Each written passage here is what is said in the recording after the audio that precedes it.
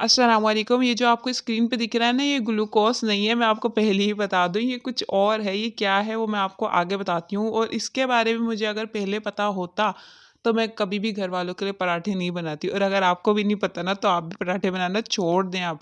अच्छा, ऐसा होता है कि मैं जब रेसिपी आपको बताती हूँ तो उसके बीच में ये कहती हूँ कि हदीस देख लेते हैं, उसके बाद आगे का प्रोसीजर देखते हैं। लेकिन मैं आज आपको स्टार्ट में कह देती हूँ कि हदीस देख लें, उसके बाद आगे की रेसिपी देखते हैं, क्योंकि आज की रेसिपी बहुत ही ज़्यादा इंटरेस्टिंग है और बहुत ही ज़्यादा यम्मी है, आपको मज़ा आएगा, आप ट्राई ज़रूर कीजिएगा। तो पहले हदीस देखते हैं, उसके बाद बिना रुके रेसिपी देखते हैं। तो फटाफट रेसिपी स्टार्ट करते हैं। अब मैंने यहाँ पर एक बॉल में आटा ले लिया है, तकरीबन 2 कप और आधा कप मैंने यहाँ पर आटा लिया है। बाकी इंग्रेडिएंट्स क्वांटिटी आपको सारी डिस्क्रिप्शन बॉक्स में मिल जाएगी। अच्छा, हम बना रहे हैं आटे से लच्छेदार पराठे, मेक एंड फ्रीज़ वाले। इसको आप बना के फ्रीज़ भी कर सकते हैं, और ये गंदम के आटे के पराठे हैं और बहुत ही मज़ेदार हैं। तो इस आटे में मैंने क्या किया है कि ये जो ग्लूकोज़ है ना, 3 टीस्पून मैंने इसमें भर के डाला है, और ये ग्लूकोज़ नहीं है, आप यकीन माने ये एक जादू है। इस रेसिपी में जान आ जाएगी। जो बाहर के पराठे आप खाते हैं ना, यकीन माने आपने ये ट्राई कर लिया ना, आप बाहर के पराठे वाक़ई ही भूल जाएँगे। तो इसमें मैंने नमक डाला था, उसके बाद मैंने घी डाल के, और इसकी देखें इस तरह से बाइंडिंग हो तो मतलब हमारा घी परफेक्ट है। अगर आपकी इस तरह से बाइंडिंग नहीं हो रही है, आप मुट्ठी में आटे को बंद कर रहे हैं, बाइंडिंग नहीं हो रही, तो आप मज़ीद और घी डालिएगा। उसके बाद थोड़ा-थोड़ा पानी आपने इसमें डाल के और नरम सी डो इसकी बना के तैयार कर लेनी है। जिस तरह से हम रोटी के लिए आटा गूँथते हैं ना, सिंपल उस तरह से इसको कवर करके हम रखेंगे तकरीबन 5 मिनट, जब तक एक मैजिकल चीज़ हम बनाएँगे, जिससे हमारे पराठों में ज़बरदस्त सी लेयर्स आएँगी और क्रीमी सा टेक्सचर होगा हमारे इन पराठों का। आपके घर वाले भी बाज़ार के पराठे भूल के आपके पराठों के दीवाने हो जाएँगे। मैंने तकरीबन 6 टेबल स्पून यहाँ पर घी ले लिया है एक कटोरी में। उसमें मैं 1 टीस्पून के जितना मिल्क पाउडर शामिल करूँगी। इससे हमारे पराठों में बहुत ही क्रीमी सा टेक्सचर आएगा। आप ट्राई ज़रूर कीजिएगा। उसके बाद मैंने 4 टीस्पून तकरीबन आटा इसमें डाला है, और इसका टेक्सचर मैं आपको दिखाऊंगी। अगर आपका आटा कम आपको लगे तो आप आटा मज़ीद डाल के वैसा ही इसका टेक्सचर कर लीजिएगा इस बैटर का। ये देखें, इसको आपस में अच्छे से मिक्स करना है। इसकी कंसिस्टेंसी आप देख लें, बिल्कुल रिबन जैसी है। जैसे हम केक का बैटर तैयार करते हैं ना, वैसी ही कंसिस्टेंसी इसकी रखनी है। आटा या घी आप अपने हिसाब से कम ज़्यादा करके ऐसी ही कंसिस्टेंसी आपने करनी है। तो ये आटा हमने तकरीबन 5 मिनट बाद इसका कवर हटाना है। इसको 2-3 बार और पंच करना है, और उसके बाद इसके छोटे-छोटे से आप पेड़े तैयार कर लें। मतलब पराठों के लिए पेड़े नहीं तैयार करने हैं, अभी आपने ये छोटे-छोटे से ही पेड़े तैयार करने हैं। इनसे हम पराठे नहीं बनाएँगे, अभी सिर्फ़ आपने पेड़े बनाने हैं, और इनकी छोटी-छोटी सी रोटियाँ आपने थोड़ा-सा आटा डस्ट करके बस छोटी-छोटी सी रोटियाँ इसकी बेलनी है। ज़्यादा पतली-पतली रोटियाँ भी बेलने की ज़रूरत नहीं है। थोड़ी-सी मोटी भी रोटी आप इसकी बेल सकते हैं, लेकिन थोड़ी लेंथ लंबी हो। तकरीबन 5 इंच की जितनी आपने रोटी बेलनी ही बेलनी है। छोटे-छोटे से आप पेड़े बनाइएगा बस, ज़्यादा बड़े पेड़े बनाने की ज़रूरत नहीं है। क्योंकि अभी मैंने तकरीबन जो आटा लिया है आपको बताया है, 2 प्लस हाफ़ कप मैंने लिया है। आप अपने हिसाब से ज़्यादा भी आटा ले सकते हैं, लेकिन जितना भी आप आटा लें उसकी जो पेड़े हैं वो आप शुरू में छोटे-छोटे ही बनाइएगा, ताकि आपकी रोटियाँ इस टाइम पर ज़्यादा बन के तैयार हो सकें। तो मेरी जितनी भी रोटियाँ तैयार हुई हैं, मैंने बेल ली हैं, उन सबको मैं प्लेट में 1 बाय 1 करके और ऊपर से आटा डस्ट करके एक के ऊपर एक इस तरह से सेट कर लूँगी। जिस तरह से आपको वीडियो में दिख रहा है, सेम इसी तरह से आपने भी छोटे-छोटे से मुन्ने-मुन्ने से पेड़ों के साथ रोटियाँ बेलनी है, और एक के ऊपर एक 1 बाय 1 करके रोटियाँ रखनी है आटा डस्ट करके। उसके बाद आपने दोबारा से इन रोटियों को काउंटर टॉप पे रखना है, और एक रोटी लेनी है। उसके ऊपर ये जो हमने घी, मैदा और मिल्क पाउडर वगैरह मिक्स करके रखा था, उसको इस तरह से एक रोटी के ऊपर हमने अच्छे से लगाना है, ताकि अच्छे से पूरी रोटी में ये सारा बैटर हमारा लग जाए।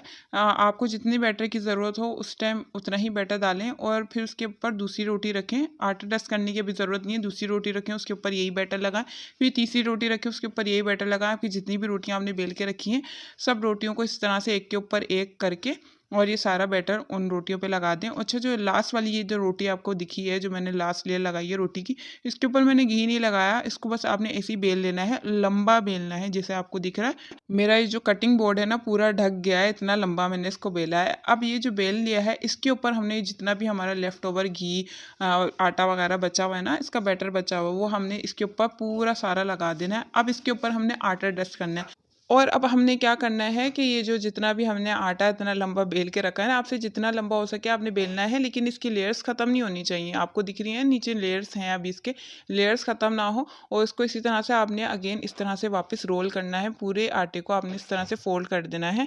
अब हम जो करेंगे ना, अब है मेन, अब हम इसके पराठे बना रहे हैं, मतलब ये पराठों के पेड़ हम कट कर रहे हैं। तो आपने नाइफ से इस तरह से पहले आप निशान लगा लें ताकि आपका कोई भी पेड़ा बड़ा छोटा ना हो सके। अच्छा, जो एंड के कॉर्नर्स वाले पेड़ हैं ना, उसको बीच वाले पेड़ों से थोड़ा-सा ज़्यादा ही कट कीजिएगा, क्योंकि उनकी रोलिंग आप देख रहे हैं थोड़ी पतली हुई हुई है थोड़ी, क्योंकि वो एंड के हैं ना, तो इसलिए थोड़े पतले हुए हुए हैं। तो उसको आप अगर ज़्यादा कट करेंगे तो वो जब रोटियाँ बनेंगी तो सबकी एक जैसी ही उसकी लेंथ हो जाएगी सारे पराठों की, कोई पराठा छोटा बड़ा नहीं होगा इस तरह से। तो आपने इस तरह से आरी से चलाते हुए, जिस तरह आरी नहीं चलाते उस तरह से आपने सारे पेड़े कट करने हैं। प्रेशर नहीं देना, वरना हमारे जो लेयर्स है ना ये ख़त्म हो जाएंगे। प्रेशर देते हुए नाइफ से आपने कट नहीं करना है, बिल्कुल हल्के हाथों से आपने इसको कट करना है। और अगर आपसे हो सके तो आप हाथों से ही इस पराठे को अब आप बड़ा कीजिएगा, अगर ना हो सके तो रोलिंग पिन से आप इस तरह से बेल लें, लेकिन हल्के हाथों से बेलिएगा। अच्छा, ज़्यादा नहीं बेलिएगा।